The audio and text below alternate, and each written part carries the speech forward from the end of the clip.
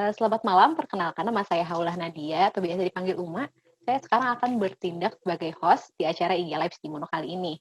Kalau minggu lalu kita kedatangan dokter ganteng, yaitu dokter Dika, di malam minggu kali ini teman-teman dan moms di rumah akan ditemani oleh dokter cantik. Apa sih yang akan kita bahas? Kita akan bahas tentang mitos dan fakta tentang pencegahan COVID-19. Karena seperti kita tahu, COVID-19 ini informasinya tersebar banyak di Instagram. Nah, gimana sih cara yang benar untuk mencegah COVID-19 ini? Kita akan ngobrol langsung dengan Dr. Sonia Wibisono di Instagram Live kali ini. Iya, halo Mbak. Halo, selamat malam dokter. Aduh, banyak diskon ya hari ini ya. Iya, apa kabar dok? Baik, sehat. Selalu sehat dong, harus selalu sehat.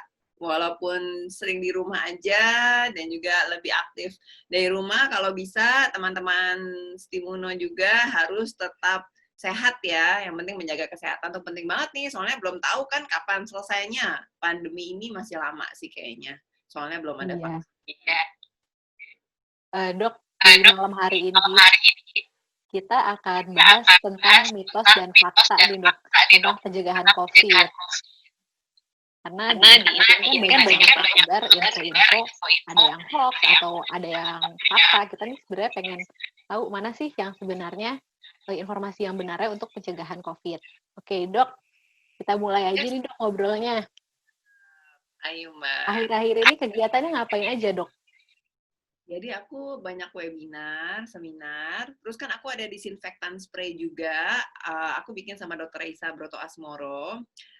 Jadi udah sebelum ini sebenarnya sebelum pandemi aku udah bikin, tapi kan karena pandemi ini booming banget, orang-orang membutuhkan disinfektan spray, jadi ya sibuk sih di situ, ya. Dan kemudian webinar juga masih terus, seminar dari rumah, syuting banyakan dari rumah, kalau bisa mandiri gitu ya, jadi pakai peralatan sendiri, soalnya kan agak takut ya kalau misalnya orang yang datang ke rumah gitu Mbak, masa dikit-dikit mesti rapid test gitu kan, males ya, maksudnya buat yang datang gitu kan susah juga, jadi kalau bisa sih memang dibatasi banget deh kegiatan untuk ketemu orang yang di luar gitu Mbak, kecuali misalnya penting banget, rapat-rapat penting, ya masih keluar sih, cuman ya kalau bisa dibatasi seminim mungkin gitu Mbak. Oh iya, kalau beraktivitas di luar nih kita nggak bisa lepas sama info-info tentang new normal nih dok, atau yang baru tuh istilahnya adaptasi kebiasaan baru ya dok ya?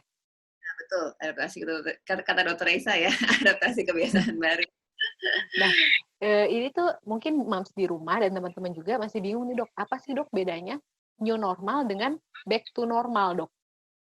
Ya, jadi memang kemarin itu dibilang bahwa jangan pakai kata-kata new normal nih, gitu, karena tuh menyesatkan. Jadi orang pikir itu adalah normal, jadi udah normal lagi gitu, padahal belum. Makanya kan sekarang ada yang bilang, oh kebal lah gitu ya, nggak usah pakai masker lah gitu, padahal itu sangat berbahaya. Jadi kita tuh masih di saat pandemi, di mana benar-benar masih perlu masker, terus jaga jarak, cuci tangan pakai sabun dan air mengalir sering-sering, atau bawa disinfektan spray atau hand sanitizer berbasis alkohol kemana-mana, dan juga harus meningkatkan daya tahan tubuh maksimal. Nah itu harus misalnya makan yang bergizi, tidur yang cukup, olahraga yang teratur setiap hari, kalau bisa 30 menit, tapi jangan yang berat-berat, kemudian melampiaskan stres atau manajemen stres, itu penting banget. Jadi kita tuh nggak bisa kayak, oh new normal, jadi normal tapi yang baru. Enggak, sebenarnya belum normal. Makanya kalau di luar negeri mungkin kan kita, kalau masyarakat Indonesia mungkin pendidikannya misalnya masih belum ngerti gitu ya, oh new normal itu maksudnya normal nih, udah normal. Nah itu mendingan nggak usah deh pakai kata-kata new normal, karena sebenarnya belum normal. Kita sama sekali belum normal dan masih dalam tahap pandemi, sampai vaksin aktif ditemukan. Nah ini kayaknya masih lama. Kenapa? Karena vaksin aktif itu harus melalui uji banyak sekali. Uji dari hewan dulu, kemudian uji dari manusia. Nah, kalau uji di manusia pun udah bagus, kan nggak bisa langsung dipakai. Karena dia masih perlu jangka waktu melihat nih ya, efek sampingnya gimana nih nanti nih, berapa bulan lagi efek sampingnya dari vaksin. Karena vaksin itu kan, vaksin aktif itu kan dari bagian dari virus yang kemudian dimatikan misalnya atau dinonaktifkan, kemudian dimasukkan ke dalam tubuh manusia sehingga si manusia itu bisa memproduksi antibodi untuk melawan si virus tersebut. Nah, itu kan bahaya kalau misalnya cuman diuji beberapa kali, beberapa lama, kemudian disebarin ke semua orang, nanti misalnya ada berbagai efek samping, itu kan cukup menakutkan. Makanya uji klinis ini lama kalau untuk vaksin, karena itu sekarang kita masih dalam tahap pandemi dan jangan dibilang normal. Makanya buat moms, terutama anak-anak atau yang usianya udah anak-anak atau yang usia agak tua di atas 45, di atas 60 tahun, apalagi yang ada komorbid. Kemarin juga banyak dokter yang meninggal dan dia itu punya komorbid. Jadi ada penyakit-penyakit lain penyerta walaupun masih muda itu bisa gampang parah gitu kalau kena COVID. Misalnya diabetes, hipertensi, kolesterol, jantung, stroke gitu ya. Nah, kalau yang punya penyakit-penyakit tambahan seperti itu, harus sangat berhati-hati. Atau misalnya ada orang tua yang tinggal serumah, tante, om, atau siapapun yang tinggal serumah tapi punya penyakit-penyakit penyerta seperti tadi, nah itu harus hati-hati. Pulang ke rumah tuh misalnya pergi, ya misalnya memang harus bekerja. Kalau nggak perlu tuh jangan pergi deh, kalau bisa misalnya perlu banget ke rumah sakit atau ke supermarket gitu ya. Kalau misalnya ke pasar tuh kalau bisa dihindari karena sekarang kan banyak banget penyakit-penyakit dari pasar. Jadi kalau bisa online aja, beli barang online, dikirim ke rumah. Kalau ke rumah juga kalau menerima paket-paket itu harus disterilkan terlebih dahulu, didisinfektan spray atau dicuci barangnya dengan bersih. Kemudian makanan tuh kalau bisa dihangatkan kembali, ditumis lagi, dimasak lagi gitu. Karena kalau enggak takutnya tuh kita belum tahu pasti banget nih mengenai si virus ini. Jadi lebih baik berjaga-jaga aja karena kalau sudah sakit tuh, aduh susah banget ya, obatnya juga belum ada, tempat-tempat rumah sakitnya juga kan masih rumah sakit tertentu aja yang mau menerima COVID gitu. Jadi ya agak susah sih Mbak. Jadi kita benar-benar harus menjaga diri kita masing-masing supaya kita tuh jangan amit-amit jangan sampai kena. Karena pencegahan itu jauh lebih baik dan lebih mudah dibandingkan mengobati. Karena kalau udah sakit itu biaya mahal. Ya, mungkin biaya ditanggung oleh pemerintah. Cuma kan tetap ada biaya-biaya lain kan, selain biaya rumah sakit kan. Dan juga yang nganter-nganterin pasti stres, panik, udah gitu harus diisolasi. Jadi, kemudian nanti kalau sembuh, nah kalau sembuh juga mungkin ada efek sisanya nggak, jaringan parut nggak di paru-parunya. Nah, makanya benar-benar masih menakutkan sih kalau sampai kena gitu. Jadi kalau bisa kita lebih baik dan lebih murah itu dan lebih senang, lebih happy kalau kita mencegah dibandingkan kalau mengobati, Mbak. Gitu. Dok, ngomong-ngomong pencegahan nih, Dok. Kemarin tuh sempat rame ada orang katanya banyak cari obat buat cegah COVID ke apotek. Katanya obatnya berupa antibiotik. Itu emang informasinya benar, Dok? Penggunaan antibiotik untuk pencegahan COVID. Nggak boleh ya kalau antibiotik itu kan hanya diberikan oleh dokter dan pakai resep dokter. Antibiotik apalagi nggak boleh dipakai sembarangan karena nanti bisa kebal. Kalau udah kebal nanti itu dia tidak bisa berfungsi untuk mematikan bakteri di tubuh. Dan lagi pula antibiotik itu kan antibakteri bukan antivirus. Kalau corona itu kan virus, bakteri kan antibakteri, jadi beda, nggak bisa antibiotik itu dipakai untuk virus. Antibiotik itu hanya dipakai di rumah sakit, hanya untuk orang-orang misalnya kalau kena COVID agar dia jangan terjadi infeksi sekunder atau infeksi tambahan selain COVID gitu. Jadi yaitu infeksi bakteri yang lainnya. Dan itu biasanya juga harus preskripsi dokter. Dan dosisnya berapa, antibiotiknya apa, harus disesuaikan dengan penyakitnya. Itu benar-benar harus oleh dokter, nggak bisa diminum sembarangan, apalagi beli di apotek. Apotek sih sekarang musuhnya nggak boleh ya untuk memberikan antibiotik tanpa resep, Mbak Uma. Nah, Jadi Dok, benar-benar itu kan antibiotik sendiri, mams ya. Nah, jadi justru bisa bahaya ya, Dok ya kalau penggunaan yang nggak sesuai. Salah dan Itu, banyak Dok. efek sampingnya banyak juga loh antibiotik itu. Ada yang bisa merusak kalau kebanyakan juga kalau salah misalnya ada yang ke telinga juga, mata, saraf, ke ginjal, ke liver. Jadi antibiotik itu banyak efek sampingnya. Makanya kita harus pilih-pilih. Dokter tuh pilih-pilih mana yang cocok untuk penyakit tertentu, kemudian dosisnya, kemudian juga jangka waktunya. Antibiotik kan harus dihabiskan. Jadi jangan misalnya itu dia harusnya bisa 5 hari antibiotik. Nah, misalnya diputus tengah waktu, itu bisa-bisa kebal. Nanti suatu saat kalau butuh antibiotik lagi, udah kebal, udah nggak bisa pakai antibiotik itu. Misalnya harus pakai yang lebih mahal. Nah, itu kan repot, Mbak. Iya. Nah, Dok, kalau ini juga ada di pencegahan yang sempat rame banget menghebohkan internet gitu ya, Dok. Kalung antivirus, Dok. Ini penggunaannya kalau katanya nih kalau kita keluar pakai kalung antivirus, itu virus bisa nggak datang ke kita, Dok. Itu bener nggak sih, Dok? Nah, mengenai virus, virus itu belum ada obatnya. Semua virus itu belum ada obatnya. Jadi yang bisa melawan virus adalah kekebalan diri kita sendiri. Kalau berbagai virus lain yang sebelum-sebelumnya, misalnya HIV/AIDS, hepatitis, itu ada obat namanya imunomodulator itu untuk merangsang sistem antibodi di dalam tubuh kita, sistem kekebalan di dalam tubuh kita supaya bisa melawan si virus tadi. Jadi belum ada obat untuk antivirus, itu belum ada. Nah, kalau mengenai kalung, itu saya udah baca research-nya mengenai kalung, memang itu isinya adalah disinfektan. Jadi ada yang bersifat biasanya tuh seperti karbol gitu ya isinya. Nah, itu tuh hanya untuk seperti untuk kayak ngepel gitu loh. Kalau kita ngepel, itu kan ada karbolnya, itu kan mematikan, biasanya mematikan bakteri gitu ya. Belum ada uji yang mengatakan dia bisa mematikan virus. Kemudian apalagi cuma dikalungin. Nah, kalau kayak pel atau di lab, itu kan langsung kena ke permukaan kan, ke permukaan yang misalnya virusnya itu dibatukin orang atau di hachu itu dibersihin orang, kemudian kan dia ke permukaan.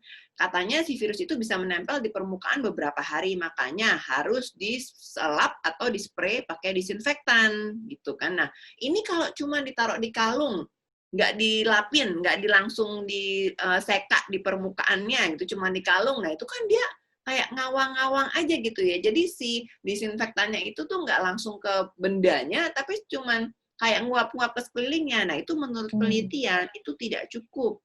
Tidak cukup disinfektan itu cuman ada dikalungin dan cuman kayak terbang-terbang. Jadi itu kan kayak disinfektannya itu kayak menguap gitu loh, menguap dikit-dikit, terus tapi nggak cukup maksimal menurut penelitian itu yang saya baca tidak cukup maksimal untuk menghilangkan kuman-kuman yang ada di sekitarnya.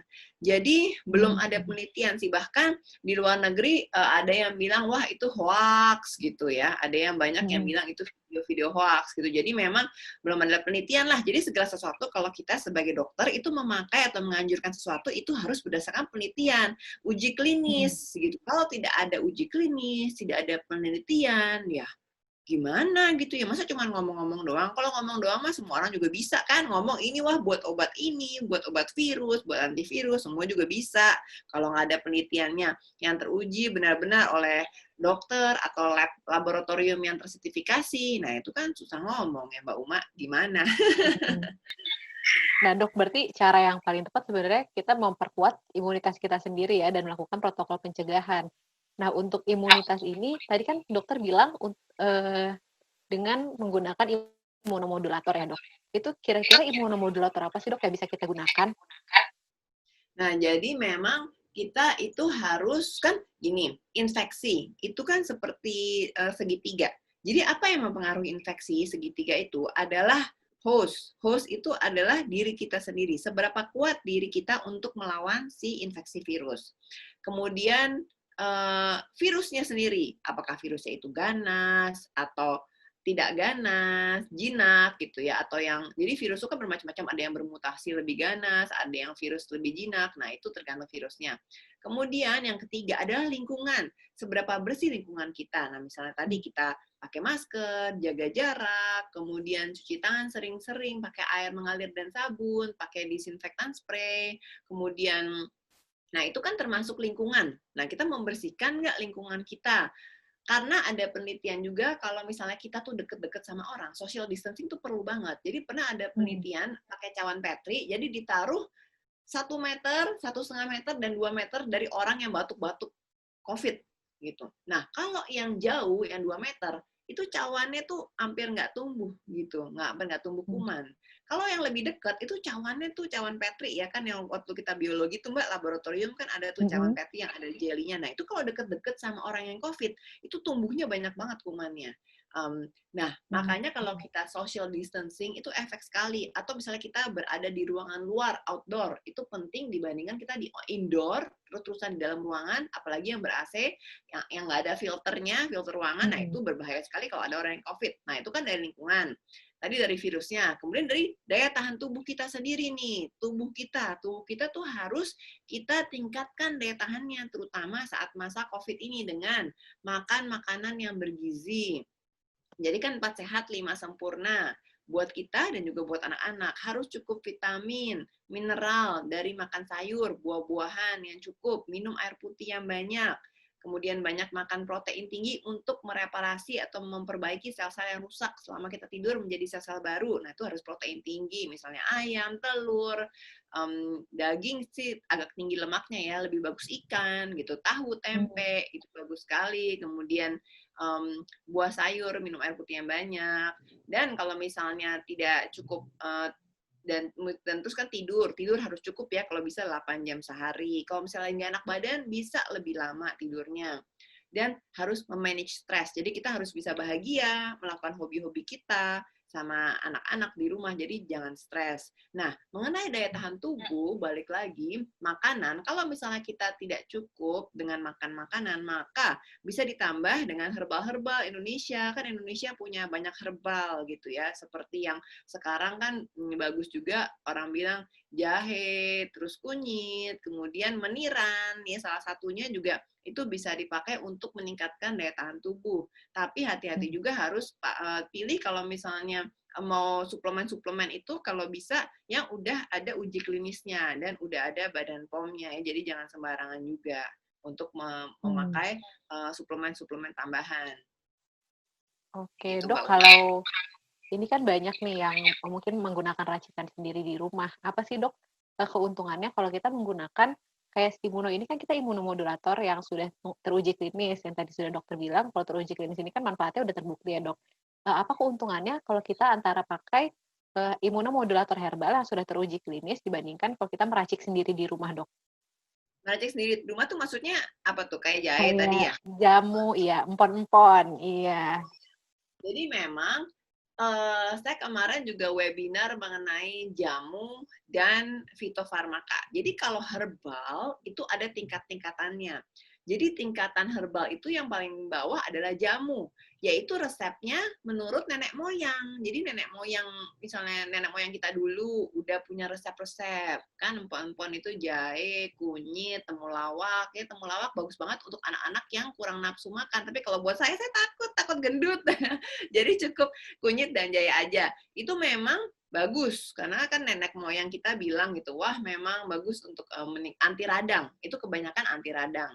Nah, tapi sebenarnya kalau herbal itu ada lagi yang tingkatnya lebih tinggi dari jamu, yaitu fitofarmaka. Apa itu fitofarmaka?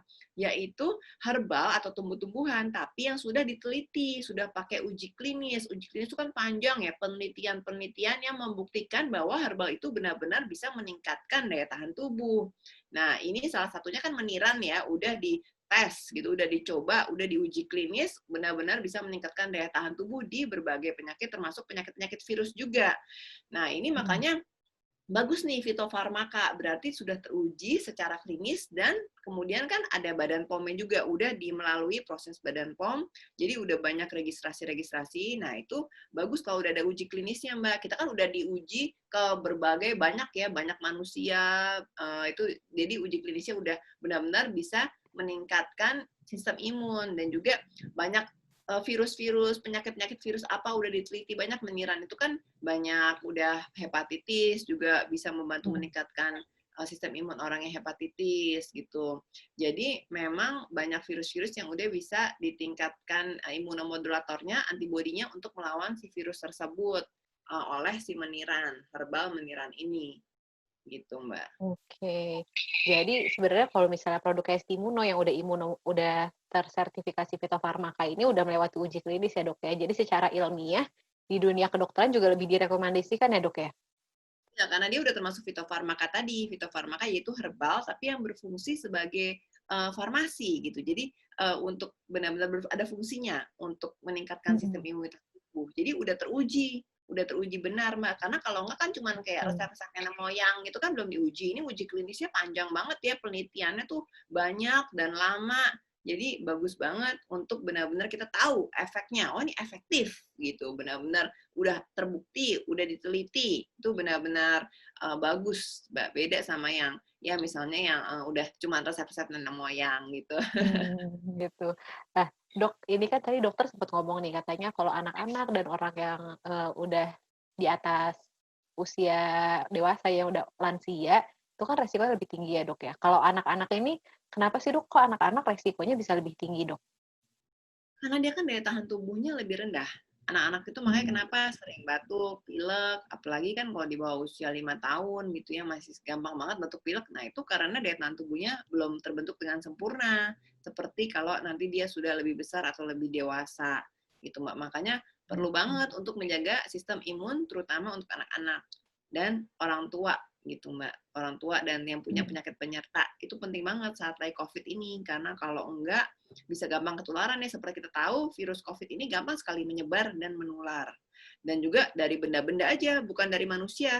Kan terakhir juga ada perakiraan bahwa virus COVID ini airborne, jadi bisa melayang-layang di udara selama berapa jam gitu, Mbak. Jadi kalau kita ada orang yang sakit virus sakit COVID ini, dia batuk atau bersin. Nah, itu bukannya cuma nempel di meja, kursi, selama berhari bisa nempel di kursi 2-3 hari karena harus disemprot dengan disinfektan, kalau enggak dia bakal nempel di situ. Dan kalau orang lain pegang itu meja kursi bisa kucek-kucek mata, kena hidung mulut, nah itu bisa langsung masuk virusnya. Tetapi ada juga teori yang mengatakan dia terbang-terbang gitu, wah selama beberapa jam di udara. Nah itu penting banget untuk pakai masker dan meningkatkan daya tahan tubuh kita. Kalau nggak meningkatkan daya tahan tubuh, nah itu bisa gampang kena. Dan kalau misalnya baju sampai rumah untuk yang muda-muda yang masih kerja pulang ke rumah, nah itu harus ganti baju, langsung dicuci bajunya, langsung cuci tangan, mandi, keramas kalau bisa, karena kalau enggak bisa menularkan virus COVID yang dibawa dari luar itu ke rumahnya, ke orang anak-anak di rumahnya, ke orang tua yang ada di rumahnya, padahal kan mereka lebih rentan. Nah yang di rumah itu yang lebih rentan juga harus menjaga sistem imun tubuh agar imunnya juga meningkat gitu. Karena kalau enggak bisa terus nih Mbak, bisa datang bisa virusnya saling menyebar juga gitu cepat. Nah, Dok, kalau penggunaan imunomodulatornya di anak-anak berarti direkomendasikan juga kah, Dok? Atau gimana, Dok, alternatifnya untuk anak-anak? Ya, Mbak, bagus dan Bisa udah ada ya? uji juga kan, ya bahwa ini kan menirannya herbal, jadi bagus, udah ada uji klinisnya juga. Dan karena herbal kan dia secara naturally, jadi setelah uji klinis juga aman dipakai untuk anak dan juga untuk dewasa. Itu untuk meningkatkan daya tahan tubuh tentunya, karena daya tahan tubuh saat COVID ini penting banget. Kalau misalnya kita nggak punya daya tahan tubuh yang bagus, maka dengan gampang akan ketularan. Dan tadi pencegahan kan jauh lebih murah dibandingkan mengobati. Nanti kalau udah sakit, aduh stres banget, juga mahal biayanya, dan harus diisolasi. Pastinya kan juga banyak pengeluarannya nanti, Mbak. Oh iya. Dok, ini nih kita masih bahas ada satu hoax lagi nih, Dok, yang menarik. Katanya kalau di Indonesia ini kan negara tropis ya, Dok, ya. Cuacanya panas dan juga lembab. Apakah itu mempengaruhi ke siklus hidup si virus corona ini, Dok? Kalau kita ngomong ke bakteri dan jamur, itu kan memang lebih gampang berkembang di situasi yang lembab, seperti Indonesia. Tapi kalau mengenai virus COVID, ini kan memang virus baru, jadi belum ada yang bisa benar-benar mengetahui dia itu senangnya berkembang biak di mana, gitu Mbak. Jadi memang masih tanda tanya. Dan kalau kita lihat penyebarannya di Indonesia itu juga cukup cepat dan cukup luas. Jadi kalau ada yang bilang cuaca mempengaruhi, kita lihat di berbagai negara, itu kayak negara di Amerika, dia juga cepat banget meluas gitu. Tapi di negara-negara yang kayak Vietnam, Taiwan, maksudnya yang lebih dekat ke Indonesia, itu ada yang meluas, ada juga yang lebih bisa menekan kasus COVID. Nah, itu sebenarnya bukan ke cuaca sih, Mbak. Balik-balik lagi bukan ke cuaca, tapi ke kedisiplinan manusianya. Manusianya itu di negara tersebut bisa disiplin nggak? Pakai masker, jaga jarak, cuci tangan sering-sering pakai air sabun mengalir. Jadi bukan kayak aduh nggak apa-apa deh, udah kebal kok gitu, udah normal kok, new normal ini normal kok. Nggak bisa begitu ya, karena kita tuh benar-benar masih dalam situasi yang pandemi. Jadi harus berhati-hati, jaga kesehatan, meningkatkan daya tahan tubuh, pakai masker, social distancing itu harus diterapkan. Makanya nih, saya juga lagi pengen kasih usul juga buat pemerintah buat menangani ini bukan cuma dari hilir. Jadi harus dari hulu ke hilir. Kita tuh harus benar-benar menekankan, tadi kayak saya ngobrol sama Profesor Hasbullah ya, dia kesehatan masyarakat. Dia bilang, jadi kalau COVID ini seperti kebakaran hutan. Kebakaran hutan kita lihat itu ada apinya dan ada asapnya. Asapnya itu adalah turunnya ekonomi. Tapi kita tuh harus menyirami airnya, jadi menyirami apinya dengan air gitu. Kita jangan misalnya melulu pikirnya tuh mengenai memang harus meningkatkan kerja rumah sakit, memang harus. Tapi kita juga harus ngomongin pencegahan nih. Gimana caranya supaya orang-orang tuh melihat dan bisa disiplin untuk pencegahan diri, meningkatkan daya tahan tubuh, kemudian pakai masker, social distancing, itu benar-benar harus diterapkan. Jadi bukan seperti normal, sekarang itu bukan normal, gitu Mbak. Masih dalam pandemi, jadi benar-benar masih harus adaptasi, walaupun memang untuk ekonomi itu kita harus bekerja, gitu Mbak ya, agar ekonomi bisa berputar. Tetapi kita tuh belum normal, masih harus menjaga-jaga diri dan kekuatan imunitas diri kita, terutama apalagi yang buat bekerja loh. Kalau yang buat di rumah harus jaga imun, yang bekerja harus lagi penting banget Mbak, meningkatkan daya tahan tubuh itu penting, apalagi kalau keluar ketemu banyak orang, kemudian sering di indoor gitu ya, wah itu penting banget jaga daya tahan tubuh supaya meningkat Mbak. Dok, ini kan yang kita kan belum tahu ya COVID ini akan berujung sampai kapan, Dok. Nah, misalnya ini kayak produk Stimuno kita ini kan sudah teruji klinis penggunaan 6 bulan, selama 6 bulan. Nah, apakah dari uji klinis ini kita bisa menyimpulkan, kan uji klinisnya selama 6 bulan, oh berarti Stimuno ini aman nggak sih Dok untuk digunakan jangka panjang? Iya, jadi kan memang sudah ada penelitiannya, sudah ada uji klinisnya. So far gimana nih Mbak? Uji klinisnya kan aman ya, uji klinisnya aman. Saya juga udah kenal Stimuno juga udah lama banget ya, udah puluhan tahun. So far menurut uji klinis aman. Jadi kita sih kalau dari kesehatan, kedokteran sih melihatnya uji klinis. Kalau memang udah diuji, udah ujinya lama, panjang, dan udah ada rekomendasi Badan POM, udah ada izin Badan POM, sih oke, ya harusnya aman. Jadi herbal yang udah naik kelas, udah jadi kayak farmasi gitu ya, fitofarmaka, itu harusnya sih aman dan sudah teruji benar-benar bagus gitu ya Mbak ya.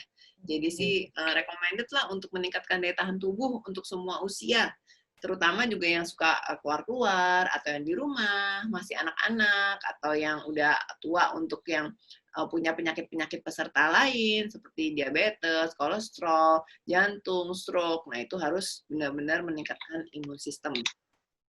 Oke, berarti penggunaan Stimulo ini cocok ya Dok ya untuk digunakan selama masa COVID ini, karena COVID ini kita belum tahu kapan akan berakhir, vaksinnya belum ketemu, obatnya juga belum.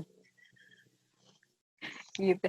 Oke Dok, ini kita ada beberapa pertanyaan yang udah masuk nih Dok. Ini akan aku bacakan beberapa pertanyaan ya Dok ya, nanti akan langsung dokter jawab.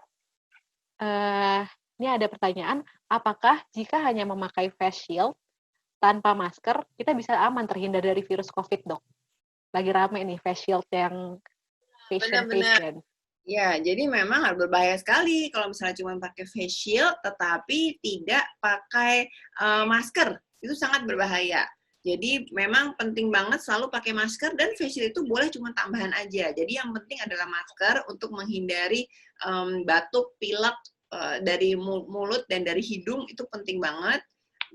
Terus abis itu baru pakai face shield gitu Mbak, untuk melindungi cipratannya aja, karena kalau face shield itu cuma cipratan ya, yang bentuknya besar, tapi kalau yang bentuknya kecil-kecil partikel, nah itu nggak bisa pakai ini Mbak, pakai face shield, harus tetap pakai masker, karena masker yang akan memfilter si virus dan partikel yang kecil-kecil. Kalau face shield mah cuma buat cipratan aja, dia masih tetap bisa melayang-layang, takutnya virusnya kalau nggak pakai masker. Jadi harus dua-duanya, double protection, masker dan face shield. Gitu Mbak Uma. Oke. Nah, ini ada pertanyaan nih dok yang baru masuk ke kita. Dok, kalau imunitas kita kuat, apakah kita bisa terhindar dari COVID? Itu seberapa besar peran imunitas dalam pencegahan COVID ini, dok? Ya, penting banget. Jadi kan kayak tadi, saya udah bilang bahwa infeksi itu kan bentuknya segitiga. Jadi ada tubuh, yaitu si host, tubuh manusia, kemudian virusnya ini, dan ketiga lingkungannya. Jadi kalau lingkungan kita diusahakan bersih dan kita banyak cuci tangan, misalnya sering-sering pakai air mengalir, sabun, ada disinfektan juga. Nah, kalau dari virusnya itu kan kita nggak bisa ngendalin dia ya, virusnya mau virus yang ganas atau virus yang tidak ganas, itu kan tergantung dari virus yang datang ke tubuh kita. Nah, dari tubuh kita, nah itu yang kita bisa lakukan untuk meningkatkan daya tahan tubuh, misalnya makan bergizi, 4 sehat 5 sempurna, tidur 8 jam sehari, olahraga yang teratur, jangan yang berat-berat banget dulu, kemudian manajemen stres, itu yang kita bisa lakukan untuk meningkatkan daya tahan tubuh kita. Atau misalnya kita lagi kurang enak badan, atau untuk meningkatkan lagi, itu bisa pakai herbal-herbal juga untuk imunomodulator, atau meningkatkan antibodi imun sistem kita. Itu bisa dilakukan, Mbak. Seberapa penting? Itu penting banget ya, karena tadi 3 itu faktornya. Salah satu jatuh aja gitu ya. Maksudnya kita kurang bersih aja, atau ditambah daya tahan tubuh kita melemah. Nah, itu gampang sekali masuk virus. Makanya orang-orang yang, nah dulu kan juga pernah ada tuh Mbak, mengenai vaksin flu. Jadi apakah vaksin flu atau vaksin dulu pneumonia namanya, itu kan dulu rame-rame itu pada awal-awal COVID ya, bisa untuk mencegah. Nah, itu sebenarnya kalau vaksin flu, itu kan vaksin virus lain, bukan virus COVID. Kemudian vaksin pneumonia, itu juga vaksin virus dan bakteri lain, gitu, bukan virus COVID. Nah, itu gunanya apa? Cuman biar kita nggak ketularan virus flu sama virus bakteri yang lain. Kenapa? Karena kalau kita udah sakit pakai virus flu gitu misalnya, itu daya tahan tubuhnya tuh turun. Kalau daya tahan tubuh kita turun, cepet banget kena virus-virus lainnya, seperti termasuk virus COVID ini. Makanya kita harus tetap menjaga imunitas kita tuh kuat. Karena kalau kita sekali sakit ya, nggak harus COVID, misalnya kena sakit virus biasa, itu mempermudah kita mendapatkan virus COVID.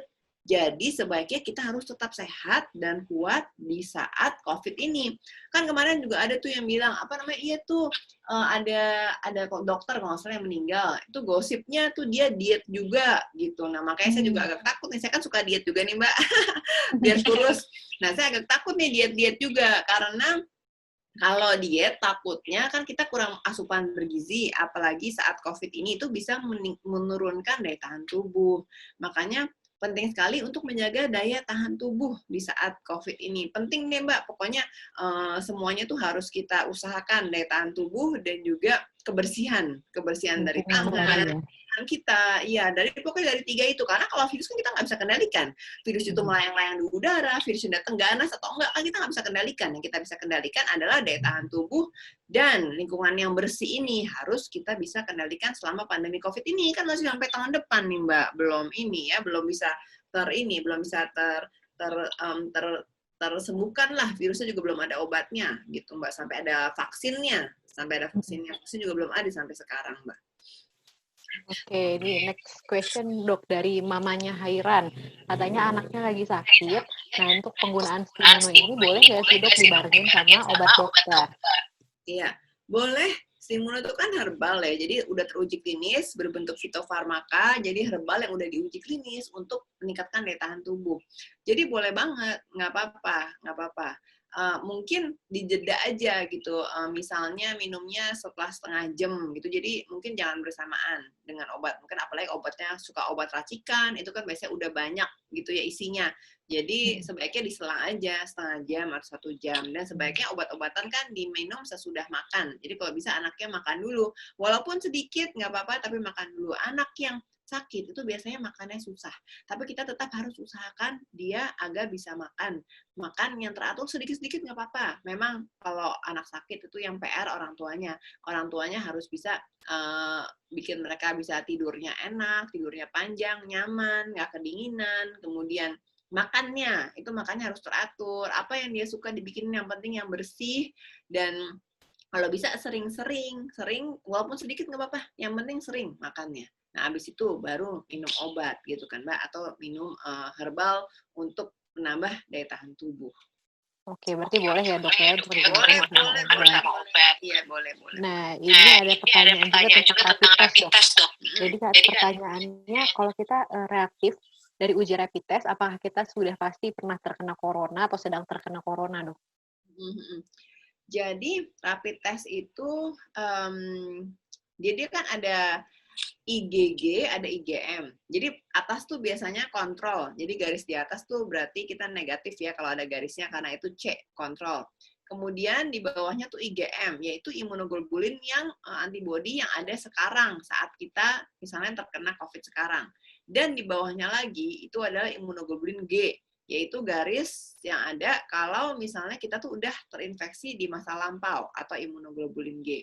Nah, itu misalnya memang kita IgM, stripnya di tengah itu berarti kan kita terinfeksi sekarang. Kalau IgG itu terinfeksi di masa lampau. Tapi COVID ini, kalau rapid test ini keakurasinya itu kalah dibandingkan dengan PCR test. Jadi dia tidak, maksudnya masih ada kemungkinan salahnya dibandingkan dengan PCR. PCR test itu lebih bagus gitu, lebih akurat. Karena dia tuh memasukkan, jadi kita diambil nanti pakai kayak sikat kecil gitu ya untuk masuk ke dalam hidung kita, yaitu di belakang sini nanti di nasofaring itu diambil sedikit sel-sel di mukosanya diambil, kemudian ditaruh di tempat gitu, di tempatnya dibawa ke laboratorium untuk dimasukkan ke mesin PCR, di mana di mesin itu nanti dikembangbiakan si virus tadi, sehingga misalnya ada sedikit virus pun bisa kelihatan di tes PCR tersebut. Nah, balik lagi ke rapid test ini biasanya imunoglobulinnya itu terlihat, antibodinya itu saat udah terinfeksi. Jadi kalau misalnya masih belum terinfeksi nih, misalnya masih dalam masa inkubasi, yaitu 2 minggu, tapi udah bisa menularkan virus, nah itu belum bisa ketahuan. Makanya kenapa kalau kita periksa rapid test itu harus tiap minggu diperiksa. Kalau misalnya kita terpapar gitu, misalnya, wah itu teman-teman yang kemarin aku ketemu gawat loh, dirawat di rumah sakit loh karena COVID. Wah kan takut gitu ya, deg-degan. Tapi kita nggak bisa misalnya periksanya sekarang, kita harus periksa lagi seminggu lagi. Karena masa inkubasi itu kan sampai 2 minggu, jadi penularannya 2 minggu. Bisa aja kita dalam 2 minggu yang udah ketemu orang yang kena COVID ini, kita udah ketularan, tapi imunoglobulinnya atau antibodi kita belum meningkat. Jadi belum cukup untuk ketahuan di tes tersebut. Nah itu masih harus hati-hati, makanya kenapa harus diulang beberapa kali untuk rapid test itu baru tahu. Karena kan kita nggak tahu gitu ya, misalnya di dalam jangka waktu 2 minggu itu kita virusnya udah ada dalam tubuh, tapi antibodinya belum cukup sehingga belum terdeteksi di dalam rapid test tersebut gitu Mbak. Masih harus hati-hati lah untuk rapid test. Kalau yang pasti harus pakai PCR test tadi yang dimasukin brush sikat melalui ke nasofaring tadi. Lebih ini ya dok ya, lebih sensitif dan lebih akurat ya. Iya, lebih akurat. Iya. Nah ini ada pertanyaan ini sepertinya jawabannya mirip sama obrolan kita yang tadi dok, yang tentang penggunaan imuno ini sudah boleh berapa lama? Mungkin bahasannya jawabannya seperti yang tadi ya, tergantung uji klinisnya ya dok ya, untuk penggunaan jangka panjangnya. Jangka panjang sih oke lah ya, aman ya. Iya, tapi yang penting kita lihat juga kita daya tahan tubuhnya 4 sehat 5 sempurna itu harus penting ya. Jadi kita makan makanan sehat, bergizi, tidur yang cukup, terus olahraga yang teratur, bisa memanage stres, itu juga penting gitu Mbak. Ya, selain kita ya mungkin kalau misalnya lagi daya tahan tubuhnya lemah atau lagi kurang makanan yang bergizi atau lagi kecapean, nah itu bolehlah minum herbal-herbal untuk meningkatkan daya tahan tubuh. Gitu, Mbak. Oke. Kalau ini dok, ada pertanyaan, apakah virus ini sudah dipastikan menular lewat udara yang informasi airborne ini dok? Apakah sudah dikonfirmasi dok? Masih WHO masih ini ya, masih perdebatan. Jadi udah ada ratusan ilmuwan di seluruh dunia yang sudah submit ke WHO. Ini nih penelitian saya nih bahwa virusnya melayang-layang di udara.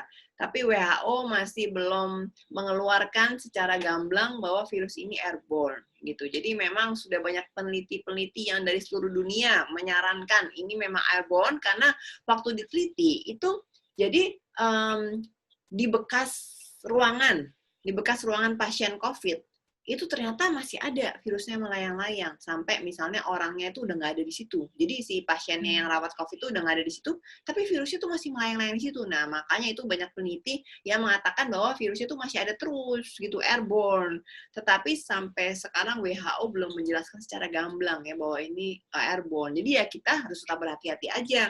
Kayak tadi pakai masker selalu, walaupun pakai face shield itu harus pakai masker. Jadi menurut saya sih lebih penting pakai masker ya dibandingin pakai face shield gitu. Karena kalau masker itu pasti partikel-partikel itu, jadi kalau pakai masker itu aman untuk diri kita dan aman untuk orang lain. Jadi kita tuh sebagai manusia tuh kalau bisa apalagi di zaman pandemi ini tuh nggak boleh egois. Jadi kita harus melindungi orang lain dan juga diri kita. Kan kita nggak tahu kadang-kadang amit-amit ya, mudah-mudahan sih enggak. Cuman bisa kalau kita sehat, tapi membawa virus COVID itu, kita kan bisa menularkan ke orang lain loh. Jadi kita harus disiplin untuk pakai masker. Masker tuh paling penting. Setelah itu, baru kalau mau pakai face shield, biar misalnya nggak kecipratan. Karena kalau kecipratan misalnya yang banyak gitu ya, kecipratan virus yang banyak, ya amit-amit ya, kan face shield itu bisa benar-benar melindungi. Tapi kalau masker itu di dalam benar-benar penting banget untuk melindungi diri kita dan orang lain dari virus yang kecil-kecil yang terbang-terbang itu loh, Mbak. Tapi kalau memang cipratan kan memang face shield mungkin ya. Tapi kalau face shield dalamnya nggak pakai masker, bisa aja nyiprat ke face shield-nya, kemudian dia terbang. Misalnya virus itu terbang, bisa aja sampai ke dalam juga. Makanya harus double protection, face shield dan masker gitu, Mbak. Karena ini musuh kita nggak bisa lihat loh, Mbak. Kalau misalnya ada musuh yang bisa dilihat kan gampang tuh, Mbak. Bisa ditangkap misalnya polisi. Nah ini musuhnya nggak kelihatan, Mbak. Kita makanya benar-benar harus berjaga-jaga karena musuhnya kita nggak bisa lihat. Makanya yang paling bisa adalah menjaga imunitas diri kita dan kebersihan diri kita, termasuk pakai masker tadi. Gitu, Mbak. Oke. Nah, ini Dok, ada juga pertanyaan tentang ini, apakah jumlah virus yang ada di sekitar kita itu juga berpengaruh terhadap imunitas kita, Dok? Oh iya, pengaruh. Bukan terhadap imunitas, tapi terhadap tadi, segitiga infeksi. Jadi, seberapa kita bisa kena virus tersebut atau terinfeksi, itu kan tergantung berapa banyak virus yang ada di sekitar kita. Jadi, misalnya kita ada di outdoor, sama di indoor, itu lebih gampang ketularannya kalau ada di indoor. Karena kalau di indoor, apalagi yang nggak punya filter ya, yang indoor itu nggak pakai filter. Kalau misalnya indoor itu di AC-nya tuh ada filternya untuk menyerap virus, ada HEPA filter, kan ada tuh filter-filter HEPA filter yang untuk membersihkan udara, menyerap partikel-partikel yang kecil-kecil, termasuk virus corona. Nah, itu kan oke lah. Tapi kalau indoornya itu nggak ada filternya, nah, kemudian nggak ada ventilasi yang bagus, nggak ada sinar matahari yang cukup untuk membunuh si virus, sebenarnya ruangan indoor itu kalau misalnya ada ventilasi dan sinar matahari yang bisa masuk dari dua arah, itu bagus. Kenapa dua arah? Karena kalau ventilasi dua arah, itu kalau misalnya dibuka jendela dua arah, dia udaranya tuh bisa mengalir. Virusnya tuh bisa keluar gitu, Mbak. Kalau misalnya dua arah jendelanya. Tapi kalau cuma satu, nah itu susah kan gimana udaranya mau mengalir dengan benar. Jadi kalau misalnya kita seberapa banyak virus, nah itu memang mempengaruhi. Misalnya kayak berenang-berenang di air gitu ya. Itu kan juga serem karena airnya tuh bisa juga virusnya ngambang-ngambang di sana gitu, Mbak. Nah, udah gitu kita nggak tahu virus yang datang itu virus ganas atau bukan. Nah, itu kita nggak bisa tentukan, karena tergantung dari penularannya. Misalnya si sumber pembawa COVID-nya, pasien COVID-nya itu dia mengandung virus yang ganas. Nah, itu kita juga nggak bisa tahu virus ganas atau enggak, karena yang tahu cuma laboratorium, Mbak. Jadi memang kita berapa banyak virus yang ada, berapa ganas, dan yang ada screening kita itu benar-benar mempengaruhi, bukan mempengaruhi daya tahan tubuh, tapi mempengaruhi seberapa gampang kita akan terinfeksi. Kan kalau infeksi kan berarti virusnya udah masuk, kemudian ditangkal nih oleh daya tahan tubuh. Nah, kalau daya tahan tubuhnya nggak cukup untuk menangkal, maka kita akan jatuh sakit.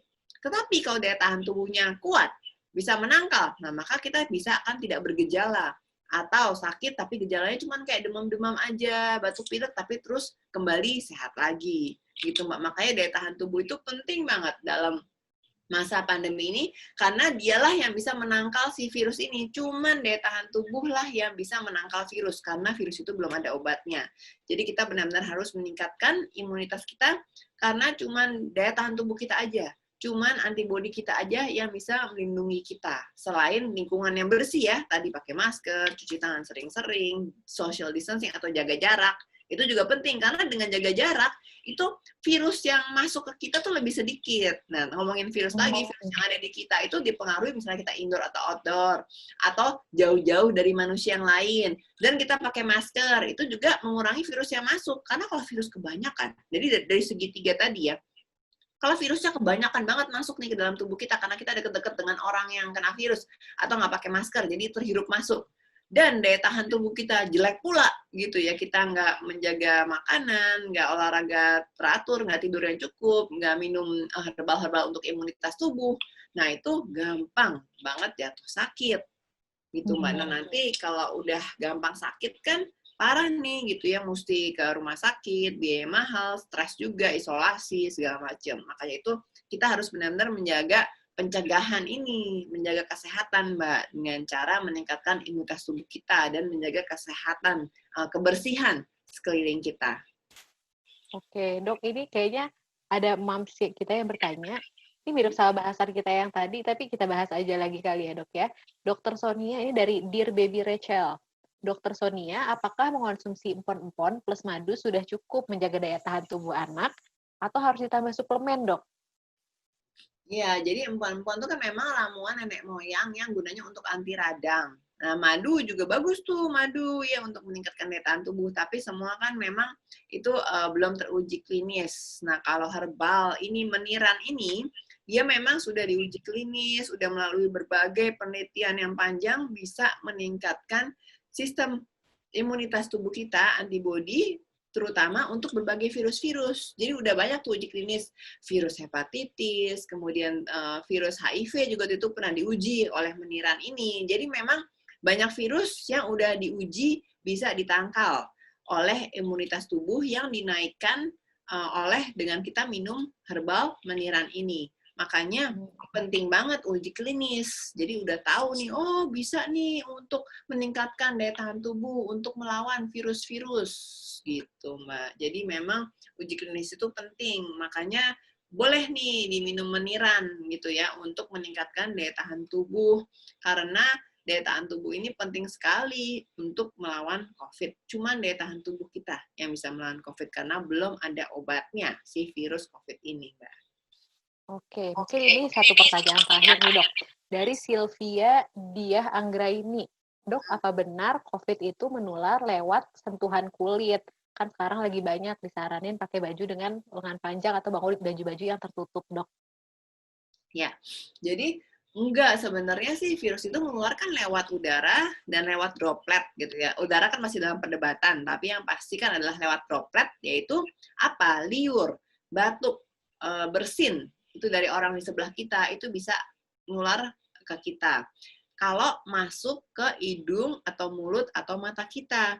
Atau misalnya kita pegang-pegang nih meja, kursi, barang-barang di mana bekas bersinan itu nempel di situ, dan kita kemudian tangan kita, atau di uang, sekarang kan yang lagi takut juga di uang, di koin-koin, atau di tas gitu ya, kita kena batuk bersin atau bekas dipegang orang lain, terus kita ke mata kita, atau kucek-kucek hidung, mulut, dipegang-pegang, atau pegang-pegang masker kita, nah itu bisa menular. Makanya kita harus pakai hand sanitizer yang berbasis alkohol atau disinfektan spray yang berbasis alkohol, sehingga tangan kita itu bersih sebelum kita makan, sebelum kita membuka pakai masker, dan sebelum kita mau menyentuh-nyentuh mata, hidung, mulut kita. Itu pokoknya sekarang udah harus, nggak boleh deh. Sebenarnya ini kan bukan untuk COVID aja ya, sebenarnya untuk pencegahan kayak flu, pencegahan diare, itu kan juga harus cuci tangan kan. Dulu kan pernah ada flu burung gitu, Mbak Uma. Nah itu semua harus cuci tangan sering-sering gitu, Mbak, dari dulu memang. Nah, tapi kalau COVID ini memang kan lebih parah karena dia menyebarnya tuh gampang banget, makanya kita harus lebih disiplin lagi. Tapi kalau lewat kulit itu sih enggak. Tapi kenapa kita harus pakai baju-baju panjang gitu kalau bisa pakai hoodie segala, agar kita bisa menjaga kebersihan diri kita. Jadi kalau sampai rumah, baju itu sebaiknya dicuci dengan sabun, karena virus ini, COVID ini kan dia kan berluarnya tuh dilapis dengan lemak, virus COVID ini. Karena itu dia dengan sabun, itu dengan alkohol, itu dia mati. Karena lapisan lemaknya itu akan terlarut dan terpecahkan oleh sabun dan oleh alkohol. Kenapa? Makanya kita harus pakai baju yang panjang-panjang sehingga kita tuh bisa bersih. Sampai rumah kita bisa buka bajunya kemudian dicuci, disabun dan juga misalnya pakai tutup kepala, pakai hijab gitu lebih enak karena rambutnya juga bisa dibuka dan bersih gitu. Karena kalau enggak kita harus langsung keramas, harus langsung mandi juga gitu kalau bisa. Jadi untuk melindungi kulit. Tetapi satu lagi, kalau ada kulit yang luka, nah itu lebih mudah termasukin virus tadi. Kalau kulitnya kita nggak apa-apa sih, intact, nggak apa-apa ya, nggak pakai tangan panjang. Tapi kalau kulit yang luka itu hati-hati. Kalau ada virusnya datang atau bersin atau kita pegang-pegang sesuatu kemudian pegang si luka itu, nah itu bisa masuk virusnya. Dan kadang-kadang kita kan nggak tahu nih, misalnya oh kecil banget nih luka kita nggak kelihatan, tapi ternyata masih luka gitu. Nah itu virusnya masih gampang masuk.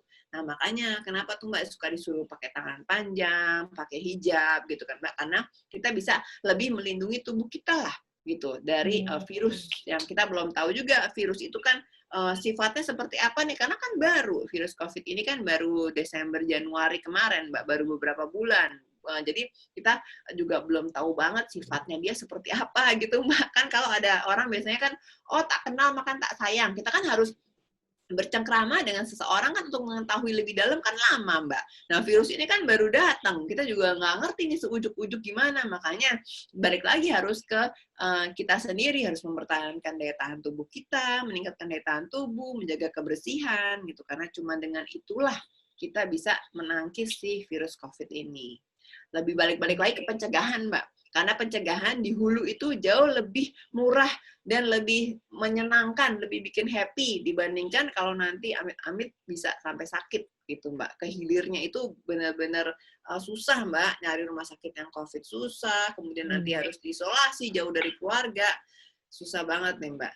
Gitu. Untuk obat dan vaksinnya juga belum ditemukan ya, Dok ya? Iya, belum ditemukan juga, Mbak. Jadi benar-benar masih runyam nih dunia kedokteran. Bahkan dokter-dokter kan sekarang banyak yang berguguran. Nanti kalau makin lama, makin banyak yang gugur, makin berkurang lagi nih, Mbak. Jadi kan tenaga-tenaga ahlinya. Jadi ya kita benar-benar harus bisa mencegah jauh lebih baik, menjaga kesehatan, daya tahan tubuh, menjaga kebersihan, pakai masker, social distancing. Itu harus benar-benar disiplin. Jadi jangan sekali-sekali nggak apa-apa lah, males lah pakai masker, bebas lah, apalagi kalau keluar-keluar kebal lah gitu. Aduh, jangan nih Mbak, karena benar-benar disiplin itu yang bisa memenangkan perang kita dengan COVID ini. Kayak contohnya di Taiwan gitu ya, di Australia, di negara Jerman misalnya, banyak negara yang memang kasusnya udah menurun karena mereka benar-benar disiplin, Mbak. Disiplin itu bukan hanya untuk diri kita sendiri, tapi juga membantu orang lain. Jadi di saat COVID ini, benar-benar kita harus bersifat tidak boleh egois. Jadi kita harus mendisiplinkan diri kita karena bukan hanya melindungi diri kita, tapi juga kita harus melindungi, membantu untuk melindungi orang lain dan negara ini dari COVID. Gitu, Mbak. Nah, Dok, sebelum kita tutup, Dok, aku pengen dokter menyampaikan pesan-pesan untuk teman-teman Stimuno yang lagi menyaksikan di rumah, Dok. Silakan, Dok. Ya, ini tadi ada yang halo-halo gitu ya, ada yang ya, jadi semuanya terima kasih yang sudah menyaksikan pada hari ini, walaupun tadi putus sambung ya, tapi Iya. semoga bermanfaat. Yang penting kita ini sekarang berada dalam kondisi yang perang, masih pandemi, jadi new normal itu bukan berarti udah normal, tapi kita belum normal, jadi masa adaptasi yang baru. Jadi istilah new normal itu masih rancu, jadi jangan dianggap ini masih normal, udah normal, jadi benar-benar masih berperang. Dan berperang ini musuh kita tidak kelihatan. Dan di saat ini adalah saat yang terbaik untuk kita melakukan pencegahan, bukan ke pengobatan. Kenapa? Karena obatnya belum ada, dan dokter itu juga masih amburadul ya, masih semrawut gitu karena belum ada obatnya. Kemudian banyak tidak cukup gitu ya kalau semuanya tuh harus dirawat gitu karena COVID gitu. Makanya paling penting adalah pencegahan untuk meningkatkan daya tahan tubuh, sehingga daya tahan tubuh kita lah saja yang bisa menangkal dari si virus tadi karena belum ada obatnya. Kemudian kita juga harus hidup sehat karena dari segitiga tadi yang bikin kita bisa jatuh ke penyakit adalah daya tahan tubuh kita yang kurang dan juga lingkungan yang kotor. Jadi kita harus mencegah dengan cara meningkatkan daya tahan tubuh kita dengan makan makanan bergizi, tidur yang cukup, olahraga teratur, manajemen stres, jadi kita harus happy selalu di rumah, dan kalau perlu minum herbal meniran untuk meningkatkan daya tahan tubuh, karena cuma daya tahan tubuh lah yang bisa menangkal si virus. Kemudian dari sisi satunya untuk hidup sehat, hidup bersih, menjaga kebersihan tubuh kita dengan cara pakai masker, social distancing jauh-jauh dari orang kalau bisa 2 meter, lebih banyak berkegiatan kalau misalnya perlu banget di outdoor, kemudian cuci tangan sering-sering pakai air yang mengalir dan sabun atau pakai disinfektan. Nah, itu penting sekali untuk pencegahan. Jangan sampai kita jatuh ke penyakit karena kalau sudah sakit itu waduh repot banget gitu Mbak. Ya, jadi lebih baik kita benar-benar mencegah karena mencegah itu murah dan sangat lebih menyenangkan dibandingkan nanti mengobati yang juga masih semrawut dan tidak ada obatnya untuk COVID ini. Oke, thank you dok. Ini banyak banget info menarik yang mungkin aku juga baru dengar dan moms di rumah juga teman-teman Simoni di rumah dapatkan. Senang sekali kita bisa sharing dengan Dokter Sonia. Sebelum saya tutup, mohon maaf atas kekurangan di acara IG Live kali ini. Semoga kita bisa sharing-sharing lagi di kemudian hari bersama Dokter Sonia. Oke dok, nanti kita hubungi lagi. Terima kasih Mbak. Sampai ketemu Terima lagi. kasih untuk moms dan teman-teman yang sudah nonton juga. Dan bapak ayah-ayah juga ada nggak nih? Moms dan ayah dan anak-anak, selamat bermalam minggu. Stay safe dan stay healthy. Dan harus selalu pakai masker dan social distancing ya. Ingat kalau keluar-keluar. Maskernya jangan cuma di mulut, harus sampai ke hidung. Thank you semuanya. Oke, happy weekend dok. Happy weekend.